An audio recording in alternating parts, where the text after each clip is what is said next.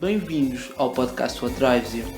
Aqui exploramos histórias, estratégias e ferramentas das pessoas que têm bem claro o que as move. Por isso, se queres ser uma delas, mantém-te por aí, porque a jornada vai começar.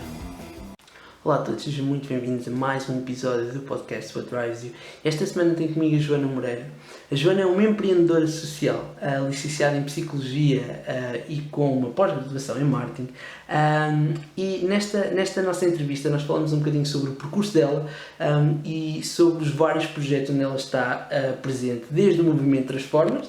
Nós já tivemos cá a Inês, a CEO do Movimento Transformers, que falou de uma mentora. Pois bem, aqui está a Joana, a mentora dela. Falamos um bocadinho do percurso dela, da experiência com o voluntariado. A Joana é uma grande defensora do voluntariado e falamos um bocadinho sobre a visão dela em relação ao voluntariado. Falamos também do percurso dela, dos valores, daquilo que a levou a tomar certas decisões profissionais e não só. Falamos também um bocadinho sobre os vários projetos onde ela esteve, inclusive a IES, onde ainda está, que é uma escola de empreendedorismo social, que é também um dos tópicos que é explorado. O que é isto do empreendedorismo social? O que é isto do impacto?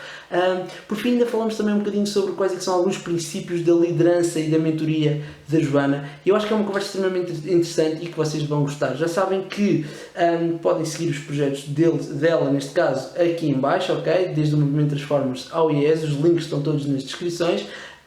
Além disso, agradecer aos nossos 3 patrocinadores, a Academia do Sim, uma empresa de formação e coaching que neste momento está a fazer formação para empresas dentro da área comportamental online, ao Geração S+, um projeto que tem como objetivo estimular o estilo de vida saudável dos jovens, e por fim ao Resves Cowork, um espaço de coworking incrível em Campos de Ourique que já abriu novamente, ok? Um último obrigado ao Zé Cigana pela música de entrada e de saída, e um obrigado a vocês que estão desse lado. Já sabem que podem pôr gostos, subscrever tanto no Spotify como no YouTube. Estamos aqui para vos entregar as melhores pessoas com as melhores estratégias, e sem mais demoras, a Joana Moreira.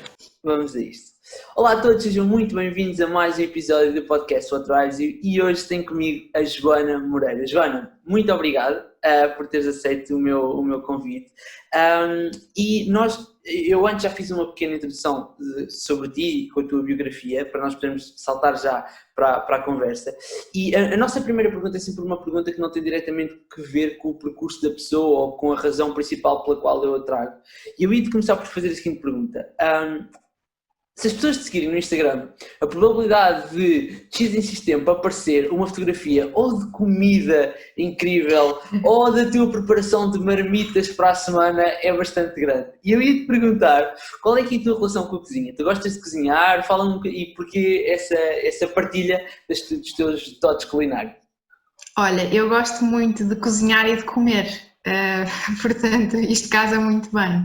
Eu gosto de comer há muitos anos, portanto, sou a típica expressão de um bom garfo. Acho que há pouquíssimas coisas que eu não gosto, tipo, não gosto de cebola crua, deve ser assim das poucas coisas que eu não gosto, e não gosto de ananás na pizza, que é uma discussão quase filosófica, mas desde que fui morar sozinha, foi quando acabei o curso com 23, comecei a cozinhar. Portanto, a minha mãe sempre cozinhou muito bem, os meus avós cozinham muito bem e sempre foi comida de tacho, sabes, aquela comida de conforto.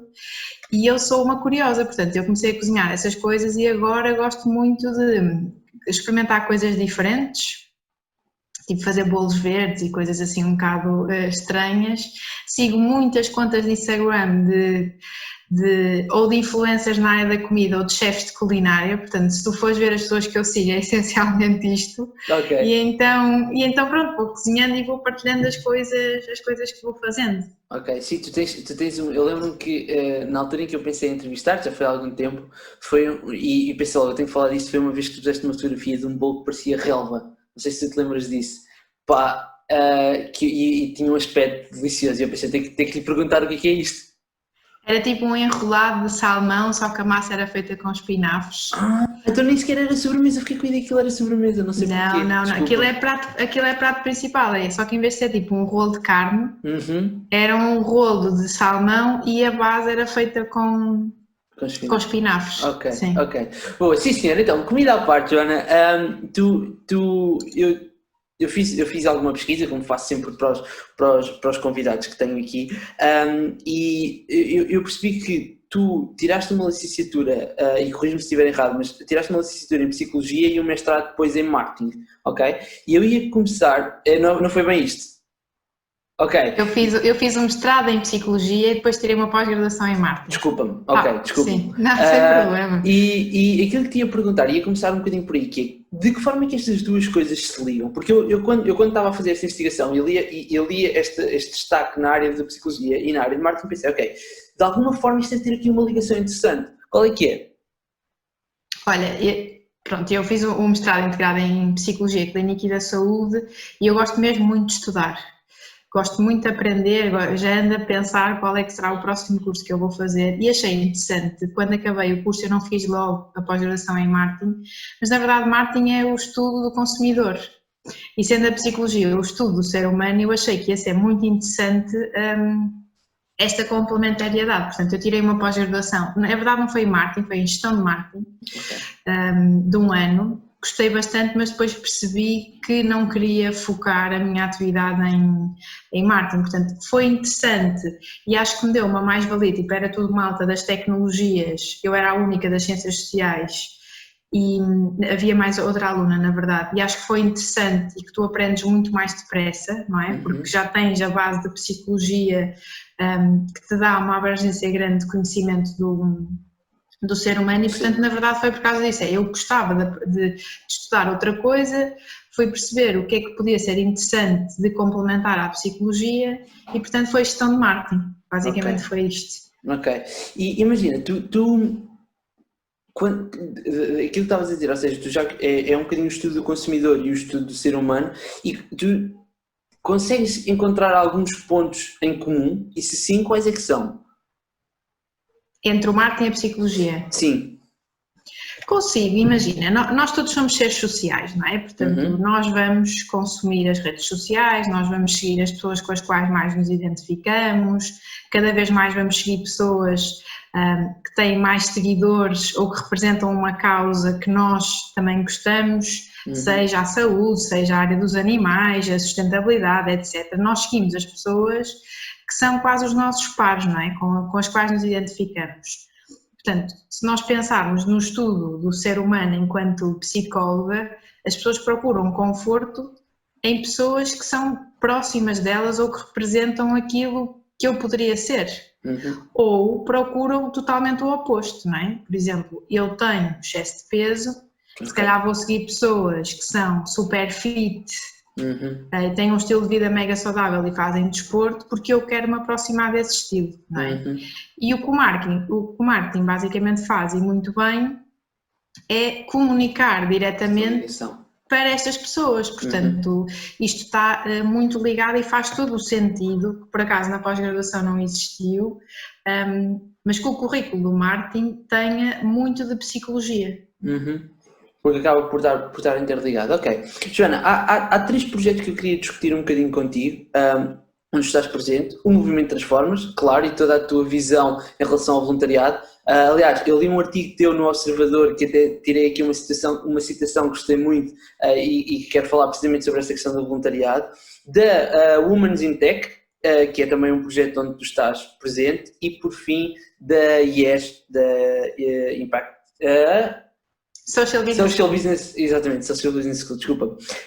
Mas antes disso, antes de irmos aos 3 projetos, eu ia-te pedir que tu me descrevesse um bocadinho como é que foi o teu percurso de escolar, ou seja, porque imagina, uma grande parte das pessoas que ouvem este podcast são jovens que estão ou no secundário ou na faculdade, que são dois momentos que por vezes são conturbados. E normalmente eu digo sempre que os convidados do podcast descrevam um bocadinho como é que foi a sua experiência nestes 2 meios.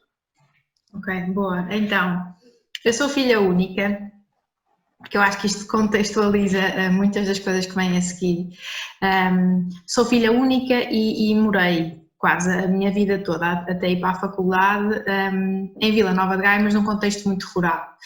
Portanto, que basicamente não havia sequer transportes públicos para o centro da cidade. Então, eu estudei por ali e no secundário fui estudar para o Colégio Internato dos Carvalhos.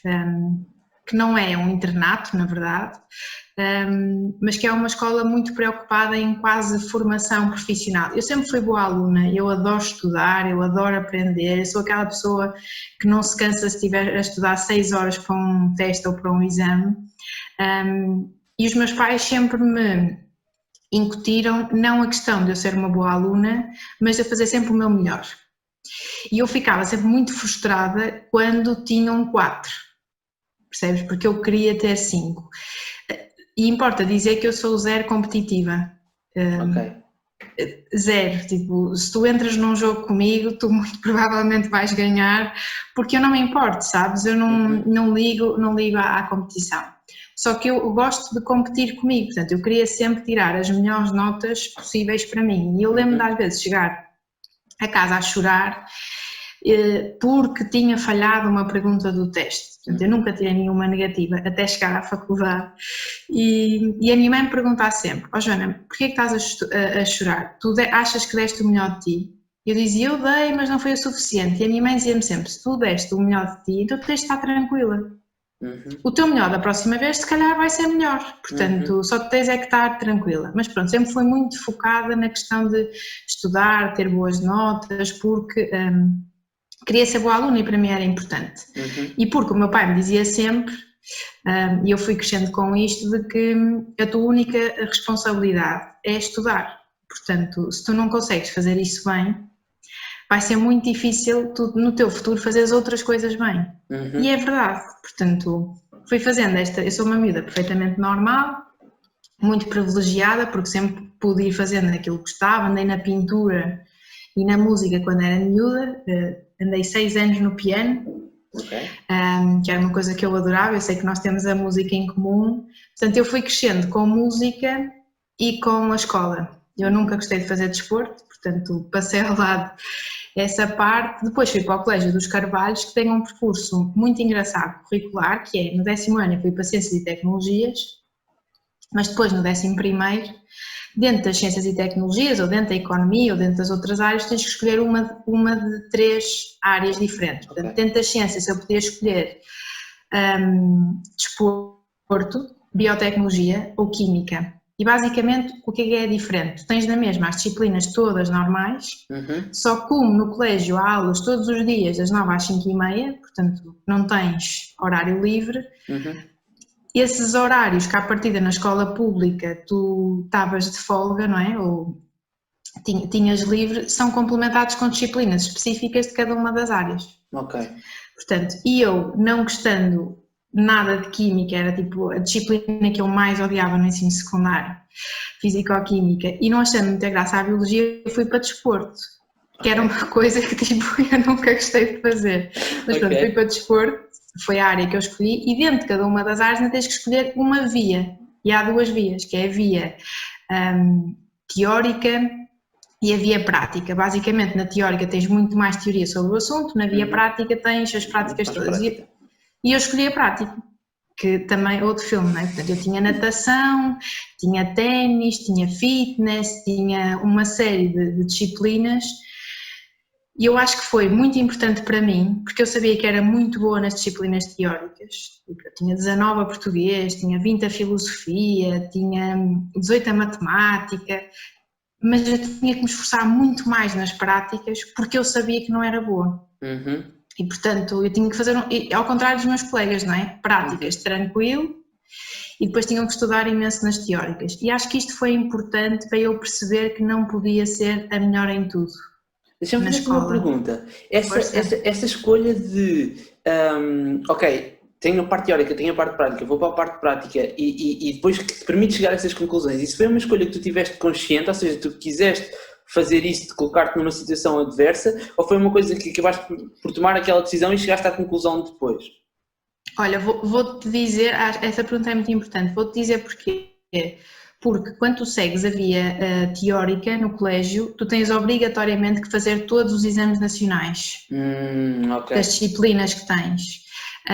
Quando tu segues a prática, tu só fazes aqueles que vais precisar para o ensino superior. E, portanto, isto foi só uma decisão inteligente da minha parte, de eu não quero fazer exames a tudo, tipo, eu não queria fazer exame a físico-química, nacional. Portanto, foi uma forma de eu me escapar do exame de Físico-Química e fui para a vertente prática por causa disso, sabendo que me ia custar imenso fazer as disciplinas práticas, tipo atletismo. Eu odiava, eu detesto ter coisas à minha frente e tinha que saltar barreiras.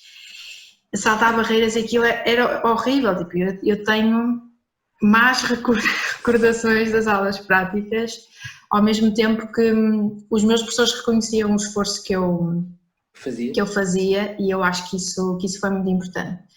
Pois imagina, eu sempre gostei muito de pessoas.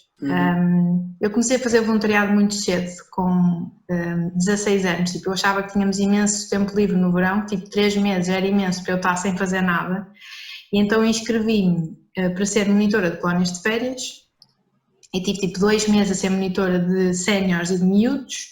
Adorei a experiência, depois disso candidatei-me para dar uma atividade de artes plásticas num bairro social, perto da minha casa, e nunca mais parei. Eu hoje tenho 30, portanto desde os 16 que faço voluntariado. E quando eu comecei a entrar nesta área social, e estava eu no secundário, não é? E eu percebi que eu tinha que fazer alguma coisa que tivesse relacionado com pessoas. E portanto comecei a pensar que se calhar queria ir para a psicologia. A minha média era muito boa da faculdade e eu tive muitos professores que me disseram: Joana, mas tenta a medicina, mas vai para áreas de saúde porque tu tens boas notas e porque essas áreas têm muito mais saída do que a psicologia. Mas eu fui me mantendo fiel à psicologia e portanto candidatei-me à faculdade. Eu sabia que ia entrar. Fiz os exames que precisava, neste caso eu entrei com o exame de matemática e pronto, e depois fui para a Faculdade de Psicologia da Universidade do Porto. Deixas-me só fazer... Desculpa-me. Deixa. Fiquei extremamente curioso com 2 coisas só antes de irmos à faculdade. A primeira foi, como é que tu, uma jovem de 17 anos, provavelmente, 17, 16 naquela altura, como é que tu reages com essa percepção de ok, se calhar eu não consigo ser a melhor em tudo? Porque imagina, eu sei que há jovens que eu conheço que no momento em que se apercebem disso, isso causa-lhes um impacto negativo do ponto de vista da confiança deles que os manda abaixo. Foi o teu caso? Conseguiste lidar com isso de outra forma? Eu acho que causa, João, quando tu não tens uma coisa em que não continuas a ser o melhor, sabes? Eu sabia que era a melhor nas aulas teóricas e isso dava conforto. Assim como eu tinha os meus colegas de turma e que eles eram os melhores nas aulas práticas. E portanto, eu não deitei a toalha ao chão, não é? Eu sabia que eles eram os melhores e portanto, ali no campo, sem dúvida alguma, tipo, e então em futebol, eu não percebo nada de futebol, sou zero a jogar à bola, mas tinha que o fazer porque eu tinha aulas de futebol, mas eu aceitei isso porque eu sabia que era muito boa noutras coisas, sabes? Eu era muito boa nas aulas teóricas, eu era muito boa na música, eu tinha outros contextos em que eu estava protegida. E quando eu acho que quando tu encontras este espaço, tu relaxas. Porque tu sabes que tens um porto seguro. E eu acho que isso acontece quando tu tens muita malta que ainda não descobriu onde é que pode ser bom, então nem sequer tem tempo para investir nisso. E deixa-me só foi por aí. E deixa-me só fazer-te mais uma pergunta, que é, o que é que na experiência quando tu percebes, ok, tenho 3 meses aqui, é demasiado tempo sem fazer nada, deixa-me ir fazer alguma coisa, e quando decides fazer o voluntariado e fazes essa experiência com jovens e com idosos, o que é que na experiência te fez gostar de tal forma que depois te mantiveste sempre a fazer voluntariado? Olha, eu acho que foi tudo. Foi tudo e eu digo muitas vezes que começar a fazer, eu só sou pessoa no dia em que comecei a fazer voluntariado, porque eu cresci com uma vida santa, sabes, de filha única, eu queria ir para a pintura, eu ia para a pintura, e depois dentro da pintura eu quis ir mais para as artes plásticas e para o barro, portanto eu dizia aos meus pais, ok Joana, e os meus pais iam levar, iam buscar. Andei na natação quando era miúda, portanto, a verdade é que eu digo que não gosto de desporto, mas a única coisa que eu gosto de fazer é de nadar, porque também andei na natação, andei no piano, depois aborreci-me, que estava farta de ter aulas de piano e disse aos meus pais que queria sair e eles perguntaram, mas queres aprender outra coisa? E disse, agora não, Portanto, eu sempre tive este privilégio de escolher o que é que eu podia fazer. Porque não havendo perto de mim, eu sabia que os meus pais me iam suportar. E depois dentro de casa sempre tive, felizmente, todas as coisas que eu queria, ou para brincar, ou para aprender, pronto, estas coisas todas. E portanto, andei na escola, andei no colégio, fui para o Colégio dos Carvalhos, eu pude escolher a escola para a qual queria ir, e no colégio entrava-se por notas, portanto... E quando comecei a fazer voluntariado, comecei a ter a minha mãe sempre fez, que é engraçado, não é? A minha mãe é que me dizia, Joana, se calhar podias procurar alguma coisa no verão, e eu pensei sobre isso e disse, depois realmente tanto tempo em que eu podia fazer uma data de coisas, pronto, e inscrevi-me e depois percebi que o meu verão foi muito engraçado, tinha sido muito mais rico que o dos meus amigos. Porque as histórias que eles tinham para contar, aí fui à praia e vi aquela miúda e não sei o quê, e chateei-me com não sei... Porque era isto e não há mal nenhum, não é? E continua a ser a realidade da maioria dos miúdos. E eu tinha histórias de vida para contar, sabes? Do senhor Manel, que há anos que não ia à praia e através das colónias de férias da junta de freguesia tinha ido. Descobri que a maioria dos miúdos do bairro não gosta de atum e, portanto, porque quando era atum eles nunca comiam. E eu tinha histórias de pessoas para contar, de miúdos, que é o bairro Dom Armindo Lopes Coelho, em Gaia, que se não fosse estas colónias de férias da junta, eles nunca tinham visto a praia na vida, sabes? E tu fazeres parte destas histórias faz-te ser responsável por elas também. E, portanto, eu percebi que eu queria fazer aquilo o resto do ano. Mas há uma coisa que eu ainda não disse e que também foi muito importante. Eu era extremamente tímida. Eu sempre fui uma miúda extremamente tímida porque eu gostava de estudar, portanto eu estava no meio dos livros normalmente ou dos apontamentos. E depois o piano também é muito individual, portanto a questão da música não te faz interagir muito, a não ser que vás a concertos, etc. Portanto eu era muito tímida e eu, quando comecei a fazer voluntariado, comecei a ter obrigatoriamente que falar com as pessoas. E então, em termos de desenvolvimento de competências sociais, foi tipo incrível. E no final dos 2 meses, e muito impulsionada pela minha mãe também, pronto, inscrevi-me como voluntária deste ATL que havia no bairro e uma vez por semana ia dar aulas de artes plásticas, sim. E depois comecei que é a magia disto tudo, que é, eu hoje ainda falo com os miúdos com os quais eu comecei a fazer voluntariado. E é maravilhoso, porque eles hoje já são maiores do que eu, já estão na escola, uns pelo contexto socioeconómico, não é uns, a maioria deles já têm filhos e eu não tenho, porque ali no bairro, não é? Claro. O percurso é aquele, pronto, e não há mal nenhum, e para eles era muito difícil perceberem como é que uma pessoa com a minha idade ainda não tinha filhos, porque metade do bairro era comunidade cigana e metade era não cigana, e eu nas minhas aulas tinha tudo, e portanto deu-me esta consciência do mundo que é muito maior do que aquele que nós temos, sabes? E que nós vivemos, portanto fazer voluntariado salvou-me da vida de esta miúda é uma privilegiada porque andou na música e tem boas notas e foi para a faculdade, porque eu decidi investir o meu tempo a tentar abrir horizontes a outras pessoas. Eu não estou a dizer que sou a melhor pessoa por causa disso, eu acho que sou uma pessoa mais completa por causa disso. Ok. Então, tu entras na faculdade em Psicologia e uma coisa que eu normalmente pergunto às pessoas é, quais é que foram 2, 3 lições que tu tiraste desse período de faculdade? Olha, primeiro dizer-te, porque é uma parte menos positiva, mas importante, que entrar na faculdade foi horrível para mim, porque 2 meses antes de eu entrar na faculdade, portanto, época de exames nacionais, os meus pais divorciaram-se, e foi muito difícil, foi um episódio muito difícil, porque, não é, eu cresci com os meus pais e, portanto, aquela era a minha realidade.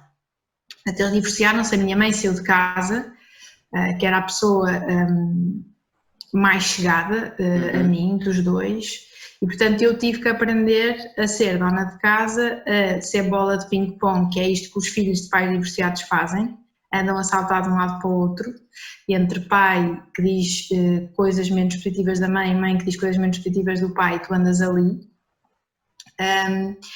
E depois eu sou extremamente pragmática e, portanto, eu falei com um e com outro em que eu disse, eu estou super disponível para falar convosco sobre tudo, mas ao meu pai disse, eu não permito que tu fales da minha mãe, e à minha mãe disse, eu não permito que tu fales do meu pai, porque eu sou vossa filha, a minha mãe nunca me falhou como mãe, o meu pai nunca me falhou como pai, sim, eles falharam enquanto casal, mas eu não tenho responsabilidade sobre isso. Mas pronto, foi um período muito difícil em que eu me refugiei na comida, então eu engordei tipo 15 quilos, sei lá, no espaço máximo de 2 meses, e eu entrei na faculdade assim. Portanto, eu entrei no curso que eu queria, na faculdade que eu queria, eu fui sozinha, portanto, os meus colegas foram quase todos para desporto do secundário e eu fui para a faculdade sozinha, não é? Descobrir um mundo novo, mas com a autoestima em baixo, sem suporte familiar e enorme. Eu era uma bola quando entrei na faculdade. Portanto, foi engraçado porque eu fui para a psicologia porque eu queria resolver os problemas dos outros, mas eu estava completamente destruída e foi giro porque uma das coisas, e a responder à tua pergunta, uma das maiores aprendizagens é que tu sozinho nunca vais resolver nada, e o que me salvou desta novela foi entrar na Tuna. Portanto, eu adorava música e continuo a adorar, e eu vi que haviam audições para a Tuna da minha faculdade, a Atituna, inscrevi-me, fui às audições, depois passei a fazer parte da praxe também, envolvi-me muito no contexto académico. Eu já namorava quando estava no secundário e o meu namorado foi para a faculdade também. Ele detesta, quer dizer, detestava, não é? Que nós entretanto já não estamos juntos, mas ele detestava contexto académico e etc. Eu bati o pé e disse, eu vou viver tudo aquilo que a faculdade me tem para oferecer. Portanto, eu fui à praxe, fui à Tuna, e a Tuna salvou-me disto, porque eu tinha ensaios 2 a 3 vezes por semana, todos os fins de semana eu tinha festivais. A Tuna, e tu sabes disto, não é? Porque tu andaste na música, a música salva-nos disto, não é? Porque tu pões-te a tocar, pões-te a cantar e às tantas estás ali, nós éramos 52 mulheres a fazer música 2 vezes por semana, com um desgraçado ensaiador que tentava pôr ordem naquilo tudo.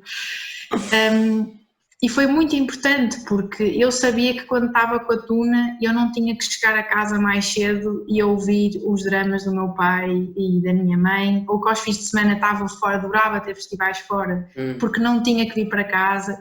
Isto pode não ser muito positivo, não é? Porque parecia que eu estava a fugir de alguma coisa, mas não, porque eu estava a fazer uma coisa que efetivamente gostava.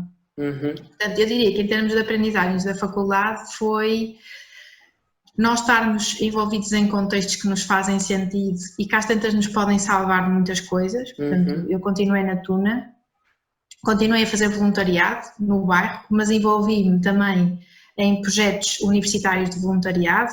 Andei quase 4 anos no Gás Porto, no Grupo de Ação Social do Porto, em que comecei a fazer voluntariado com pessoas com deficiência. E adorei a experiência. Depois fui-me envolvendo em tudo aquilo que a faculdade me dava, tipo, havia a semana de psicologia, eu inscrevia-me em todos os workshops e mais alguns, haviam festivais ou churrascos da faculdade, eu tentava ir, sendo que eu continuava a ser aquela pessoa super low profile, tipo, eu não sou de festa e de reggae bof, eu não sou de muito barulho, mas andava na Tuna, não sendo tímida, eu estou sempre na minha. Portanto, mesmo quando me envolvia ativamente na faculdade, eu estava na minha e ia-me manifestando quando tinha que manifestar, e outra das coisas foi tentar sempre participar quando era chamada a participar, tipo em votações de associações de estudantes, ter uma voz sobre as coisas, este ou aquele workshop, vota naquilo que tu queres fazer, e eu votava. Quando não concordava com os professores, eu dizia que não concordava com os professores. Portanto, foi giro porque eu vinha muito focada no contexto escolar, na faculdade passei a ser menos focada nas notas, até porque tu percebes que é um mundo em que há imensa competição, e eu, não gostando de competição, não estava disposta a entrar nisso de fazer os melhores apontamentos do mundo e tentar disponibilizar, não queria entrar aí, portanto eu queria só participar na maioria de coisas que eu pudesse, e foi isso que eu fiz durante os 5 anos em que estive na faculdade. Ok. Então, portanto, essas seriam as principais lições. É curioso porque uma coisa que eu também percebo em relação aos jovens é que muitas vezes este conceito e contexto de tribos, neste caso tu encontraste a Tuna, mas no sentido de nos rodearmos de pessoas que de alguma forma nos possam ajudar a trazer um alívio diferente ou a trazer ali uma perspectiva diferente, um apoio diferente, é uma das coisas que os jovens hoje em dia, pelo menos da minha percepção, têm mais dificuldade em encontrar, e deste aí alguns exemplos que as pessoas podem seguir. Ok, então imagina, falando agora um bocadinho do teu percurso mais profissional, eu ia começar por falar dos Transformers, ok? E nós tivemos aqui a Inês no podcast há umas semanas, mas para as pessoas que podem não ter ouvido a Inês, explica-nos um bocadinho o que é o movimento Transformers e como é que tu chegas até ele. Boa, é giro porque continuamos da faculdade, portanto, no meu último ano de faculdade eu tive estágio, eu fiz estágio numa clínica de crianças e adolescentes, porque eu sempre gostei de trabalhar com miúdos, e estava eu a terminar a minha tese e recebi um e-mail no webmail da faculdade a falar dos Transformers, portanto, o que era isto dos Transformers, qual é que era a missão, que tinha nascido em Lisboa e que precisavam de voluntários para o Porto. E eu fui investigar um bocadinho mais daquilo, candidatei, fui a uma entrevista e fiquei no movimento Transformers. Portanto, assim em traços simples, até porque vejam o podcast da Inês, mas o movimento Transformers é um movimento nacional de voluntariado que acredita que todos nós temos um talento, que isso só ganha valor quando o partilhamos com os outros, e portanto nós somos um movimento nacional de voluntariado. E o Transformers nasceu em Lisboa em 2010, pelas mãos e pelo coração do João Brites, e em 2012 abriu uma delegação no Porto, e foi nessa altura que estavam à procura de pessoas, sempre fomos todos voluntários, até há 3 anos atrás, portanto muito amor à camisola, que precisavam de voluntários no Porto, acharam que a melhor estratégia era e foi entrar em contacto com as faculdades para divulgar a mensagem. Candidatei-me, fui a uma entrevista e passei a ser coordenadora de atividades no Porto. Basicamente, o que era isto? Nós, na equipa do Porto, tínhamos 5 coordenadores de atividades que geriam os mentores voluntários que davam aulas a aprendizes, sendo que os nossos aprendizes são crianças e jovens em risco e séniores isolados. E, portanto, eu no primeiro ano fiz esta coordenação, ou seja, eu entrei em 2013, sim, que foi quando acabei a faculdade. Entrei para a coordenação ao mesmo tempo que, por falta de mentores, fui mentora também no Centro Integrado de Apoio à Deficiência, e tinha tipo uma turma maravilhosa, mas super difícil. Eram 10 pessoas, adultos com deficiência, mas eu tinha um cego, surdo e mudo, que é tipo, e agora o que é que eu faço, não é? Todas as pessoas tinham deficiência cognitiva e, portanto, foi um desafio enorme a trabalhar com essa turma, mas foi espetacular e eu adorei esse ano. Pronto, e desde 2013 que faço parte dos Transformers. Entretanto, o projeto chegou a Coimbra, em 2015 perdemos os financiamentos todos que tínhamos, e ainda bem, tivemos que parar um ano para fazer um programa de aceleração e percebermos como é que podíamos ter um modelo de negócio que fosse sustentável. 2 anos depois estávamos a fechar um contrato público com a área metropolitana do Porto, a contratar as 2 primeiras pessoas, que fui eu e a Inês, e hoje já somos uma equipa de 7 pessoas que dá resposta a 50 voluntários, que dá resposta a 600 aprendizes em 22 cidades. E se me perguntarem do que é que tu tens mais orgulho, é de fazer parte deste crescimento todo, e de ter, imagina, eu quando acabei a faculdade fui trabalhar para um projeto de empreendedorismo social durante 2 anos, do qual depois me despedi, porque eu queria agarrar a sério nos Transformers e potenciar um modelo que fosse profissional e que hoje permitisse ter uma equipa remunerada a fazer o que estamos a fazer, sabes? Era isto que eu queria, e portanto foram muitas horas de formação e de investigação e de reuniões, porque eu tinha a certeza que o Transformers podia ser isto, assim como eu tenho a certeza que daqui a 3 anos nós estamos em contexto internacional e estamos a fazer tipo, coisas que nenhuma outra organização de envolvimento comunitário fez. Eu tenho a certeza que este é o sítio. E, portanto, eu nunca me vou desligar disto. Não há hipótese, a não ser que as pessoas chateiem todas comigo e digam, Joana, vai à tua vida. Portanto, o Transformas é isto, eu continuo a colaborar. Portanto, eu fui CEO e depois, quando fui para o IES, que acho que já lá vamos, a Inês assumiu e bem a liderança. E foi muito giro, porque tivemos a certeza que a Inês é a cara dos Transformas e é a cara da juventude, e se eu gostava muito de estar no terreno e continuo a gostar e de pôr as mãos na massa, tenho percebido nos últimos anos que eu gosto de estar atrás, sabes? A montar as operações, a montar processos de escalabilidade. Eu adoro fazer coisas que normalmente as pessoas detestam, que é tipo candidaturas a financiamentos, tratar de papéis, adoro. Porque eu sei que isso tem um impacto direto no trabalho que nós fazemos com os miúdos. Claro. Portanto, consegues fazer esse reenquadramento mental e... Okay. Sim, eu sou uma apaixonada pelo voluntariado, no geral, e quando alguém começa a falar de voluntariado, as minhas antenas automaticamente se ligam, porque pronto, eu terminei o curso, eu percebi que não queria ser psicóloga, e foi muito difícil o meu pai entender, mas percebi que um ano de estágio, sabes, a dar 9 ou 10 horas de consulta, fechada numa sala com miúdos, fez-me perceber que não é aqui que eu quero estar, eu não quero estar fechada numa sala, que não é o contexto real,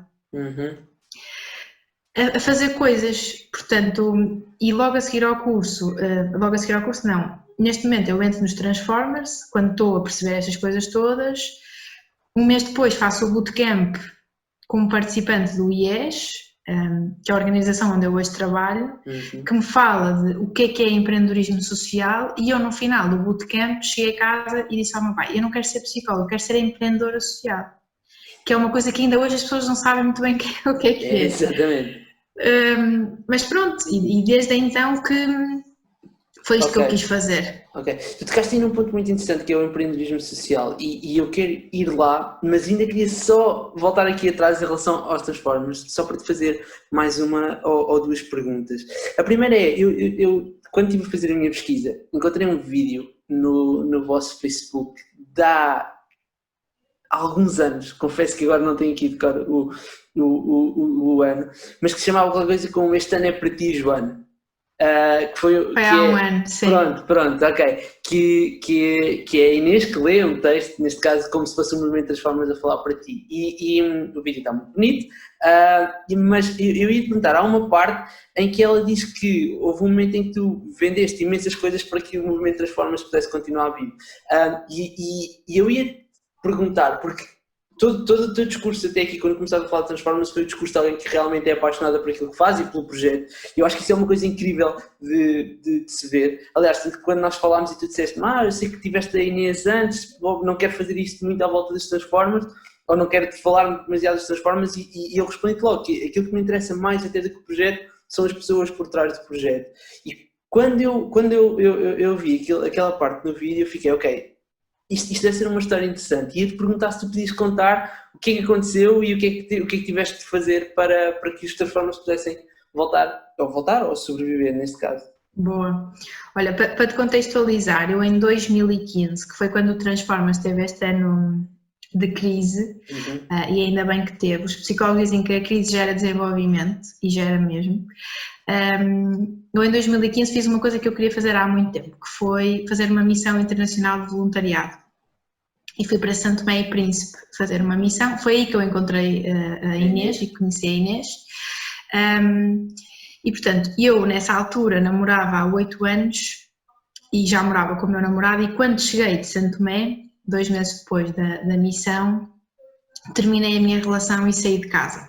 Portanto, foi assim, muita coisa num curto espaço de tempo, porque eu percebi, eu acho que não foi em Santo Tomé que eu percebi, foi uma evolução das coisas. Eu em Santo Tomé só tive tempo para parar e pensar, porque estava longe do mundo.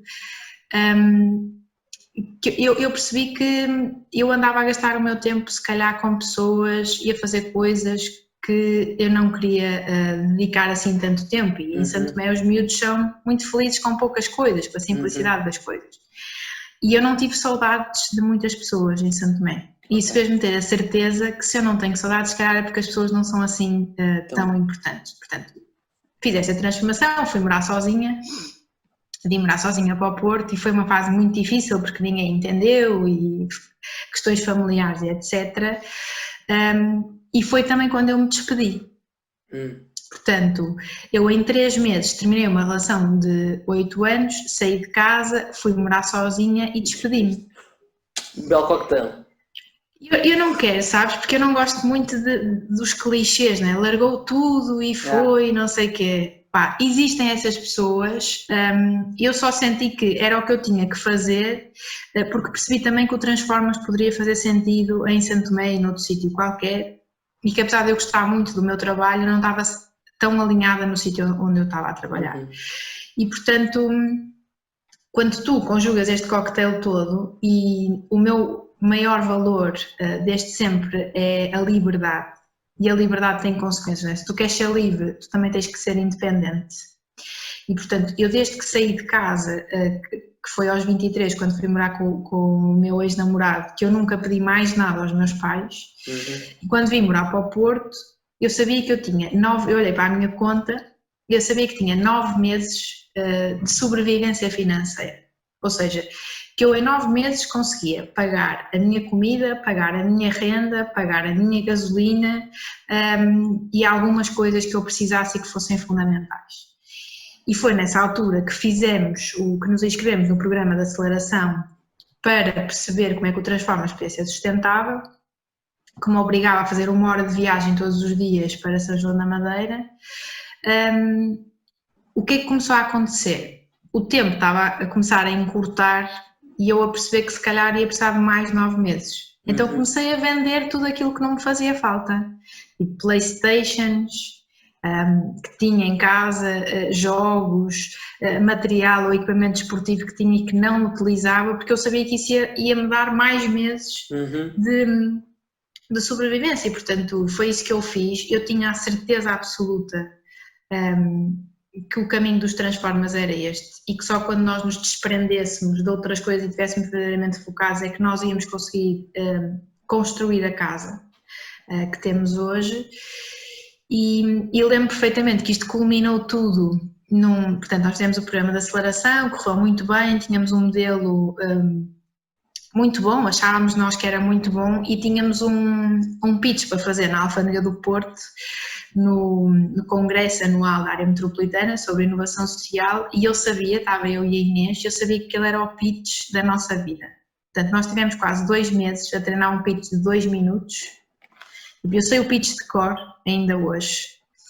Treinamos, porque nós sabíamos que naquele dia, das duas uma, ou ficávamos a trabalhar nos Transformas para sempre, ou íamos ter que procurar trabalho. Certo? O pitch correu muito bem, e nós no final tivemos 2 pessoas que vieram falar connosco. Um foi o Presidente da Área Metropolitana do Porto, que disse: eu quero muito trabalhar convosco, vamos perceber como é que podemos funcionar em conjunto para reduzir o insucesso escolar. E eu, ok. E outra foi a Diretora de Marketing da SONAI, à qual nós já andávamos a tentar falar há imenso tempo, e ela veio ter comigo e disse: Joana, adorei o pitch, nós queremos potenciar o voluntariado corporativo dentro da SONAI e portanto vamos conversar.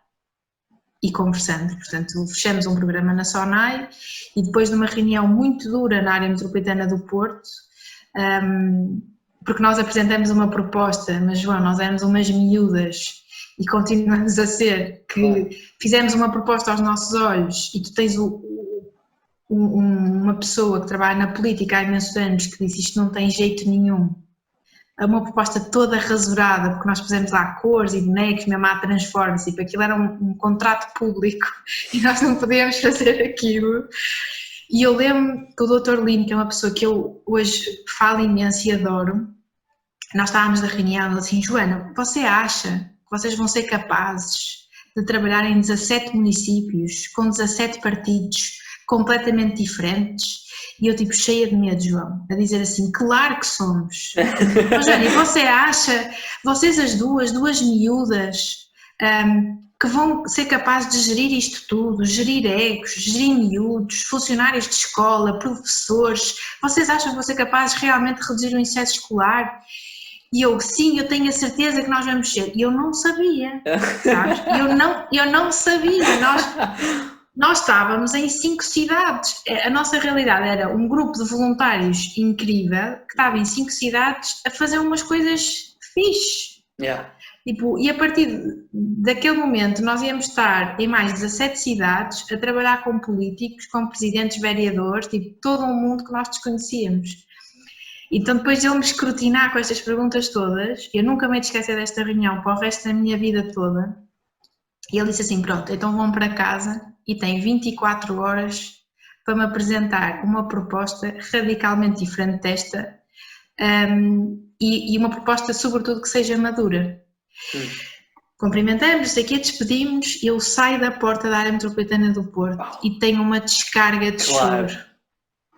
Ui, mas tipo uma coisa, e a Inês, Joana, mas estás bem? E eu disse, eu não sei se nós vamos ser capazes. Eu disse aquilo, mas eu não tenho a certeza. Chorei, depois de chorar metade do tempo, outra metade do tempo escrevemos a proposta, enviamos, fechamos a proposta, tínhamos viagem para Santo Tomé, portanto, e ainda estivemos a trabalhar lá alguns detalhes da proposta, fechamos o contrato público que foi de 2 anos e foi tipo extraordinário e que correu tudo muito bem. É assim, não correu tudo muito bem, houve coisas que correram menos bem, aprendemos imenso. Hoje acho que adoro trabalhar neste setor político porque aprendi a gostar disto e a saber como é que falo e quando é que falo e como apresento e etc. E graças muito ao Dr. Lino e à Susana da ANP. Portanto, foi um tiro no escuro. Eu tinha muita certeza dos Transformers, tinha muita certeza que nós éramos capazes das coisas todas que fomos fazendo, mas às tantas tu sabes que dependes dos outros para que isto corra bem, não é? E portanto, correu bem. Que fixe. E valeu a pena vender coisas que não faziam sentido e valeu essas coisas todas. E as descargas de choro também valeram muito a pena. Claro. Ainda só antes de seguirmos para o empreendedorismo social, eu queria só então ver aqui uma frase que tu tens no teu artigo do Observador, em que tu dizes que o voluntariado tem de ser sério e tem de prever para cada organização que os direitos e deveres dos seus voluntários sejam comunicados e transparentes. Aquilo que eu gostei mais no teu artigo todo foi esta pequena frase, que é o voluntariado tem de ser sério. E eu ia-te perguntar um bocadinho, eu acho que percebo o que é que tu queres dizer com isto, mas ia-te pedir para tu comentares esta frase. Ok. Imagina, eu já fiz muitos tipos de voluntariado e eu digo muitas vezes que sou uma ativista pelo voluntariado. E tem que ser sério porque a lei do voluntariado é obsoleta, portanto já não está adequada. Mas se nós tivermos em conta a lei, eu tenho a certeza que 90% das organizações que trabalham com voluntários fechavam. Porquê? Porque a maioria delas não providencia uma regra básica, que é um seguro de voluntariado para as pessoas que trabalham nas organizações. E depois, se pegarmos nisto, não providencia formação adequada, não cobre as despesas, e portanto o trabalho voluntário diz-te que tu não podes ter despesas para a tua ação de voluntário. Isto significa que tens de ter um seguro, tens de ter as despesas dos teus materiais pagas, as despesas de deslocação pagas e tens que ter formação para a atividade que estás a fazer, não é? Porque se tu nunca trabalhaste com séniores, não percebes nada da coisa e te põe a fazer voluntariado num centro de acolhimento, o que é que tu vais lá fazer? Tu vais ocupar o tempo, mas então podem pôr outra pessoa qualquer, estão a desperdiçar o teu recurso, o teu talento, se calhar tu fazes mais sentido com miúdos ou com animais ou em contextos de saúde, portanto as organizações não providenciam isto, sabes? E eu acho que muitas das vezes, honestamente, não é por mal, é só porque não têm recursos humanos suficientes ou recursos financeiros suficientes ou visão, plano estratégico para isto. Mas o voluntariado é uma coisa muito séria, não é? Porque o tempo é o bem mais precioso que nós temos. Portanto, se tu estás disponível para dar o teu tempo, que é o que o voluntário faz, o teu tempo tem que ser bem emprego. E eu sou suspeita, não é? O Transformers faz isto muito bem, porque e somos às vezes muito criticados por isto, que é, nem toda a gente pode ser voluntário dos Transformers, porque tu inscreves-te online, fazes uma entrevista, há um processo de recrutamento e só se tu tiveres um fit com os valores dos Transformers é que tu fazes parte da tribo, como tu bem disseste, não é? Isto passa a ser uma tribo, as pessoas passam a ser amigas umas das outras. E é ok tu não tens perfil para os Transformers e se calhar tens perfil para um IPO, não é? Ou tens perfil para trabalhar numa associação de animais. Agora, se tu não fazes este recrutamento ou esta triagem muito bem, tu vais ter desistências durante o ano. E como nós não temos desistências, e às vezes perguntam, mas como é que vocês, que é um voluntariado contínuo, portanto as pessoas assumem o compromisso de setembro a junho, são 9 meses, se o recrutamento não é muito bem feito, tu vais perder voluntários. E nós não perdemos voluntários, porque recrutamos bem, damos formação contínua ao longo do tempo, há toda uma série de incentivos, tipo formações online para a malta, meetings, em que eles se encontram, passam a ser amigos e passam a querer fazer parte desta rede. É uma coisa séria, porque se os mentores nos falham, nós vamos falhar com turmas de miúdos que já têm uma série de pessoas a falhar com eles. Não é? Que já dizem que eles são maus na escola, que não servem para nada. Nós não podemos ser outra entidade a falhar, e por isso é que isto é muito sério. E eu acho que esse artigo foi muito criticado negativamente, porque houve muitas pessoas que disseram, mas o voluntariado não pode ser profissional, o voluntariado porque eu falo aí que o voluntariado tem que ser profissionalizado, e para mim o profissionalizado é isto, é garantir estas regras, direitos e deveres. Portanto, os nossos voluntários Transformers assinam um contrato de voluntariado connosco, com os direitos e com os deveres. Portanto, se nós falharmos com eles podem cessar o contrato connosco. Se eles falharem, nós podemos demiti-los da função de voluntários. Pronto, há uma série de haters deste conceito. Esse artigo teve muitos haters porque acham que o voluntariado deve continuar a ser esta coisa boa de solidariedade e de movimento e não sei o quê. Eu sou um bocado chata nisto, eu acho que não, porque senão nós nunca vamos crescer, sabe? E nunca vamos ter organizações realmente capazes e em que tu queiras estar mais do que um ano. Nós nos Transformers temos voluntários há 6 anos connosco. E portanto, para acontecer isso é porque vocês estão a fazer alguma coisa muito bem. E se o teu trabalho é sério, não é? A nossa atividade profissional é séria e isso implica compromisso, a única diferença é que és remunerado e cresces em termos de carreira, não é? O voluntariado tem que ser uma coisa séria também, para garantir que as pessoas se vão envolvendo e que estão motivadas e que sentem que fazem parte daquilo.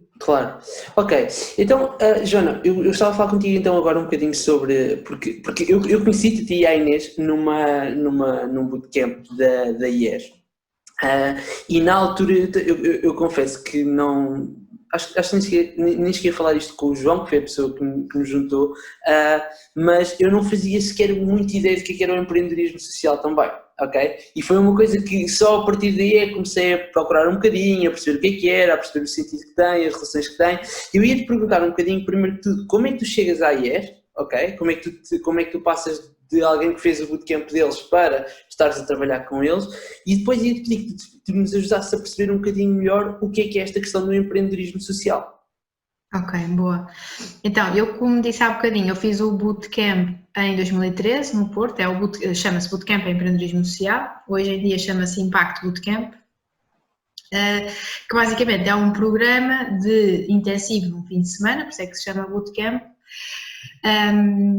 que te ensina a ser empreendedor social. E se calhar vou começar por aí. Portanto, basicamente, neste programa nós percebemos as fases de construção de um projeto de empreendedorismo social que passam por tu identificares um problema social, e um problema social é um problema que tem que ser importante, portanto, que afeta muita gente ou que afeta de forma muito profunda um grupo mais restrito de pessoas. Vou-te dar um exemplo. Tens a questão dos cuidadores informais, não é? Que quando tens alguém que fica doente na família ou que fica com um problema de saúde mental, tu tens que deixar o teu trabalho, muitas das vezes, para dar resposta a esta pessoa. Portanto, afeta o teu contexto, isto é um problema social, porque tu deixas de trabalhar, passas a ser responsável por aquela pessoa e aquela pessoa deixa de contribuir ativamente para a sociedade por uma série de limitações. Isto é um problema que afeta cada vez mais pessoas. Mas depois tens outro tipo de problemas como o daltonismo. O daltonismo é um problema social, porquê? Porque mais de 80% da nossa comunicação é feita através da cor, ou seja, tu normalmente vestes-te tendo em conta um padrão de cores com o qual te identificas, tu consegues conduzir porque sabes que no vermelho tens que parar e que no verde tens que continuar, tu quando vais ao hospital recebes uma pulseira que dá a indicação do teu grau de urgência, exatamente, portanto a nossa comunicação é essencialmente feita através da cor. São pouquíssimos os daltónicos em Portugal e no mundo, mas a verdade é que este problema afeta de forma muito intensa estas pessoas, porque não podem conduzir, porque muitas vezes não podem sair à rua, portanto um problema é importante quando afeta muitas pessoas ou de forma muito profunda um conjunto mais restrito. É um problema social, é um problema que é negligenciado, ou seja, ou ainda não está a ser resolvido por nenhuma entidade, que normalmente não acontece, ou continua a existir porque as entidades que o estão a tentar resolver não têm força suficiente ou não têm abrangência suficiente e é por isso que ele continua a existir. E depois é um problema que tem externalidades, ou seja, não te afeta só a ti, passa a afetar mais pessoas, a questão dos cuidadores informais, não é? Afeta as pessoas com problemas de saúde mental, afeta o contexto familiar, afeta o contexto profissional, portanto há uma série de externalidades. Portanto, e os empreendedores sociais o que fazem é identificam este problema, que pode ser um problema que tu já tenhas passado, ou alguém na família, ou que tenhas uma paixão particular por aquele tema, e criam uma solução que idealmente tem que ser inovadora, sustentável e tem que ter impacto positivo para resolver esse problema. Portanto, o empreendedor social é isto que faz, é identificar um problema e encontra uma solução para, por exemplo, para a questão dos daltónicos. Há um projeto maravilhoso que a maioria das pessoas conhece, que é o Colored, que é um sistema de identificação de cores, que hoje está na roupa, nas linhas do metro, nos lápis de cor, etc. Que basicamente a cor primária corresponde a um símbolo e esse símbolo conjugado a um código de cores para as cores e, portanto, os daltónicos aprendem aquilo e sabem que aquele símbolo corresponde ao vermelho e, portanto, que aquela camisola é vermelha. Este é um exemplo. O Transformas é um projeto de empreendedorismo social, porque o problema que quer resolver é na atividade cívica e social dos jovens em Portugal e, portanto, montou uma das soluções é a Escola de Superpoderes, que é este modelo que mentores ensinam talentos a miúdos, que depois resolvem um problema na sua comunidade. Portanto, há uma série de projetos neste sentido. E eu percebi no bootcamp que não queria ser psicóloga, que queria dar resposta a problemas sociais, que queria criar um projeto. No bootcamp tu passas por uma série de etapas e termina num pitch em que apresentas esta tua ideia de negócio a um painel de júri que te dá feedback. O ambiente é maravilhoso, foste enquanto testemunha inspiradora, portanto o ambiente que se vive no bootcamp é muito intenso. Nós passamos de sexta-feira às 4 da tarde em que ninguém se conhece, a domingo às 6 da tarde em que a malta está toda a chorar porque está a ir embora, porque adorou a experiência e agora vamos todos mudar o mundo, porque vamos todos resolver os problemas. E, portanto, depois disso eu candidatei-me para trabalhar num projeto de empreendedorismo social, que era o Cão Vida, que trabalhava na lógica da terapia assistida por animais a crianças com excesso de peso. Um projeto muito giro, trabalhei durante 2 anos, fazia a gestão do projeto, mas sempre continuei ligado ao IES, portanto eu ia vendo as notícias, as novidades, e o IES tem uma bolsa de formadores, portanto há uma equipa central, e depois há uma bolsa de formadores que são chamados e que têm formação para depois darem formação.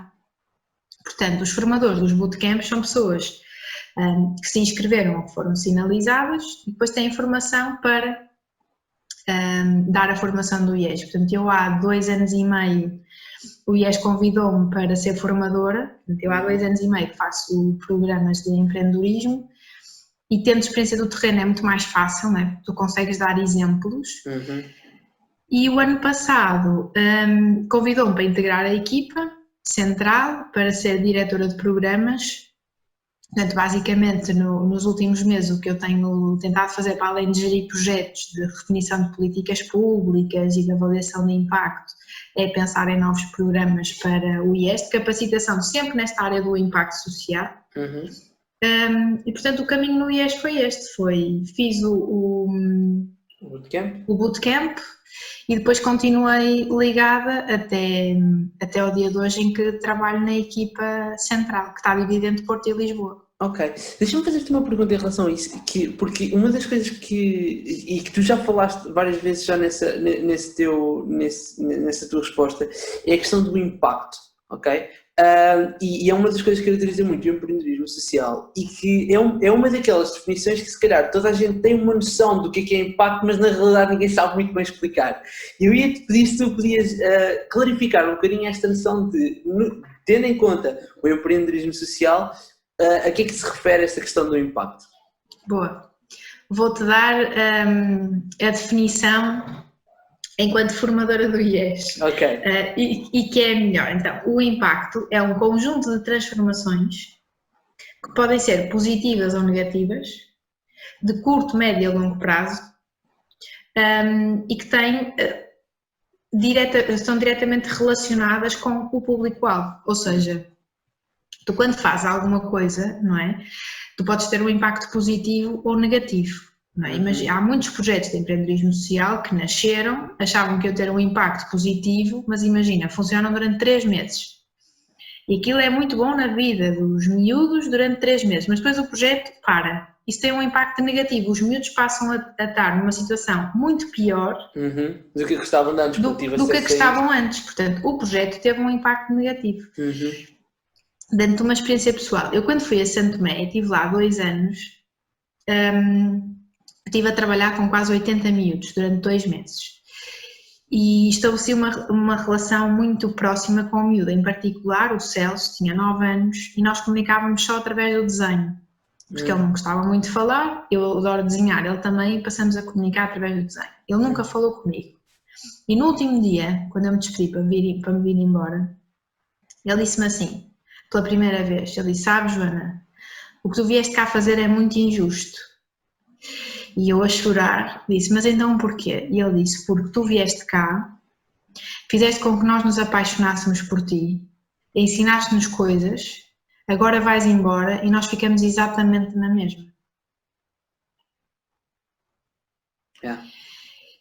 E eu nunca me vou esquecer disto. E isto, imagina, eu não acredito que tenha tido impacto negativo naquela comunidade, até porque eu prometi ao Celso que iria lá voltar ano sim, ano não, e tenho cumprido. Portanto, para efetivamente não ter impacto negativo, sabes? Mas é isto que é, eu previ que o meu projeto ia gerar aquelas transformações, que os miúdos iam ser conjunto de transformações positivas, que os miúdos iam melhorar as relações entre eles, que iam aprender dinâmicas de educação não formal, que em vez de andarem a fazer disparates, porque foi nas férias de verão, iam ter um programa definido em que iam aprender coisas, portanto este aumento dos índices de aprendizagem e de sucesso escolar iam melhorar, mas eu tive este impacto negativo que eu não previ, que é, e eu vinha-me embora. E eles ficavam lá. E eles ficavam lá, exatamente na mesma, e eu vinha para a minha vida fazer coisas e ter estimulação.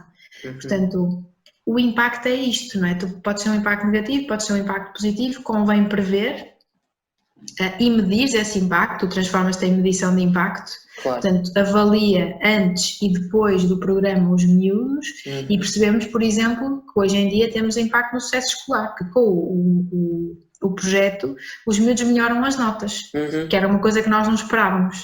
Portanto, isto para te dizer que o impacto pode ser previsto ou não previsto. Há coisas que tu podes prever, há coisas que são imprevistas, que tu não estavas à espera que acontecessem e depois até incorporas no projeto como sendo o core, tipo esta questão do sucesso escolar, não previmos, de repente passamos a ter no nosso core a dizer que com este projeto o impacto é este, um dos é melhorar o sucesso escolar. Ok, excelente. Olha, Joana, eu tinha só mais uma questão para te fazer, que é uma espécie de meta-questão porque transcende um bocadinho o contexto não só do movimento das formas, como da Women in Tech, como da IES, que é, nos três tu de alguma forma tens um bocadinho um papel de mentora, ok? E eu ia-te perguntar um bocadinho quais é que são para ti algumas diretrizes da forma como tu lideras ou como tu dás mentoria às pessoas. Ou seja, mais do que diretrizes do que é ser mentor, quais é que são coisas específicas que tu, como Joana, acreditas ou princípios que tu tens que depois influenciam a forma como tu lideras ou como tu dás mentoria às pessoas? Ok, isso é uma questão difícil. Primeiro, fazer o disclaimer que eu acho mesmo que toda a gente devia ter um mentor na vida. Porque é aquela pessoa que é responsável por nos fazer perguntas difíceis. Eu tenho um e que há relativamente pouco tempo, mas que me fez evoluir imenso nos últimos meses, com perguntas como: onde é que tu queres estar daqui a 5 anos? Quanto é que tu queres receber daqui a 5 anos? Porque se tu queres ter, isso faz-te pensar na qualidade de vida que tu queres ter, e a tua qualidade de vida está diretamente associada a um rendimento, e tu, para teres esse rendimento, tens que fazer um conjunto de ações. Ou trabalhares num sítio que te vai garantir isto tudo, ou trabalhares em muitos sítios, e portanto isto aumenta-te as tuas perspectivas, não é? E faz-te questionar. E portanto eu sinto que sou mentora formal de algumas pessoas, mais informal de outras. Aliás, eu no português Women in Tech, como tu disseste, eu sou mentora de uma pessoa. No Transformas tenho 2 pessoas na qual eu sou mentor, e basicamente diretriz é fazer perguntas que te façam pensar no teu futuro. Eu acho que na verdade é isso que eu tento fazer, que é: o que é que tu queres fazer? Às vezes uma pergunta tão simples como: o que é que tu gostas de fazer? As pessoas não sabem responder. Mas se tu gostas de cozinhar e estás a trabalhar numa startup tecnológica que se calhar não gostas assim tanto, porque é que tu não vais cozinhar? Portanto, fazer perguntas, pôr-te em perspectiva. Tu perguntaste, diz-me outra vez a pergunta. São alguns princípios que caracterizam o teu processo de mentoria ou a tua liderança? É isto, é fazer perguntas, dar respostas. Por exemplo, eu tenho uma pessoa à qual eu dou mentoria nos Transformers, que é uma pessoa, a Inês Monteiro, que chegou há pouco tempo a este mundo do impacto. Tem muitas questões sobre o que é isto, o que é uma startup de impacto. O processo com ela é: ela faz-me perguntas e eu respondo como é que foi contigo, e o papel do mentor é acelerar processos, não é? Por exemplo, o meu mentor tem 7 empresas. Já falhou, João, catrafadas de vezes. Se eu puder aprender com ele, vai significar que eu vou errar menos vezes e que vou andar mais rápido, porque eu vou saltar muito provavelmente as falhas que ele já cometeu. E é isso que eu agora tenho a responsabilidade de fazer com as outras pessoas, é garantir que crescem mais rápido, mas de forma sustentável, que faço perguntas difíceis, que ponho em perspectiva, e que no final do dia o que eu quero é que as pessoas sejam eu não quero que isto pareça clichê, mas que sejam efetivamente felizes porque estão a fazer uma coisa que as apaixona. E eu acho que não há nada mais corajoso do que isso. Eu ando há anos, eu adoro a causa animal. É coisa que se calhar uma pessoa não vai fazer parar na estrada, muito honestamente, mas um cão vai. Portanto, eu andava há anos com isto no bolso, e daqui a um mês é de lançar um projeto de apoio a associações de animais, porque o meu mentor anda-me a chatear, a dizer: Joana, mas se é o que te apaixona, se é o que te faz vibrar, se é o voluntariado e os animais, por que raio é que tu continuas a ver Netflix em vez de andares a montar um projeto de impacto na área dos animais? E é isto, mesmo com as pessoas dos Transformers, eu digo que eu adoro que tu faças parte disto. O Transformers é o meu projeto de vida e há de ser sempre. Mas tu queres fazer outras coisas, vai! E ainda há muito esta questão de... Eu sei que estou a misturar assuntos, desculpa. Não. Eu sei que ainda há esta questão de tu queres reter as pessoas e a questão da retenção do talento, mas se as pessoas não vivem isto, da forma que tu vives. Então deixa-as ir e elas que vão fazer outras coisas. E, portanto, no final do dia, o que eu tento é partir as pessoas no sentido de, pá, estás aqui, estás partido, não sabes o que é que vais fazer, onde é que te vês daqui a 5 anos, rendimentos, etc. Então, parte-se tudo e agora bora construir. Não é? Depois tem a vantagem de ser psicóloga, que essa foi uma das vantagens de ter feito o curso. Então agora vamos construir, onde é que tu queres estar, o que é que tu queres fazer, o que é que te salta, o que é que te faz saltar o coração, tu acordas de manhã a pensar no quê? Não é? Em que problema? É na saúde mental? Pá, então se calhar não faz sentido estar nos Transformers, porque nós não damos resposta a este problema. Há uma série de organizações, depois é abrir portas. Claro. Rede. Há uma série de organizações, tens de falar com esta pessoa, esta e aquela, que é a tua rede de contactos, que é o bem maior do mentor, é fazer-te chegar a estas pessoas. Portanto, eu sei que não fui muito concreta. Não, está tudo perfeito. Mas é este bolo. Que até podem ser resumidos em, ok, fazer perguntas certas, dar as respostas certas e com base nisto depois encontrar contacto e ligar as pessoas, não é? Perfeito. Ok, Joana, olha, desde já agradecer-te muito por esta entrevista. Acho que obrigada eu. Foi muito fixe. Antes de fazer a última pergunta, se as pessoas quiserem entrar em contato contigo, qual é a melhor forma de o fazer? Olha, como quiserem, e-mail, eu não sei se tu queres que eu deixe o e-mail. Se quiseres, nós depois deixamos os links todos na Pronto, então pronto, e-mail, Instagram, WhatsApp, ligar menos, porque eu não gosto muito de falar ao telefone, mas podem-me deixar o WhatsApp e eu respondo. Portanto, podes deixar os contactos todos, que eu tenho muito gosto em falar com quem quiser falar. Perfeito. Joana, olha, a última pergunta é a pergunta que eu faço a todos os convidados e é a pergunta que dá nome ao podcast, que é What Drives You, o que é que te move? Olha, movem-me as pessoas boas. Isto é tudo sobre pessoas, sempre. No trabalho, nas relações.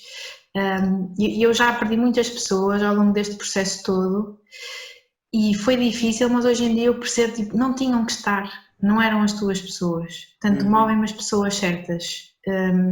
Eu quero sempre trabalhar com pessoas que eu gosto, quero sempre fazer estas coisas de gravar podcasts ou dar entrevistas ou escrever artigos para pessoas que eu gosto, sabes, ou que me identifico. O tempo é tão curto para tu passares a tua vida com malta que não é fixe. Joana, pessoas. Desculpa, perdi-te aqui nestes últimos segundos, podes só repetir. Tinhas dito que a vida o tempo é tão curto para passares tempo com pessoas que não são fixes? Portanto, basicamente foi isto, temos que gastar o nosso tempo com malta que importa, com pessoas fixes, com pessoas que te alimentem, que te puxem para a frente, certas, e que tenham malta fixe na minha vida, que o salto foi outro, sabes, e que tu passas a estar mais tranquila e em paz, e isso é tipo extraordinário, portanto movem-me as pessoas. Ok. As pessoas certas. Sim, senhora. Joana, olha, muito obrigada por ter aceito o convite. Obrigada eu. Foi um prazer. Ao pessoal que nos estiver a ver ou a seguir, já sabem que podem subscrever o podcast no Spotify e agora também no YouTube. Gostos, partilhas e subscrições são sempre bem-vindas. Até à próxima. Obrigado, Joana, e obrigado a vocês que estão desse lado. Obrigada.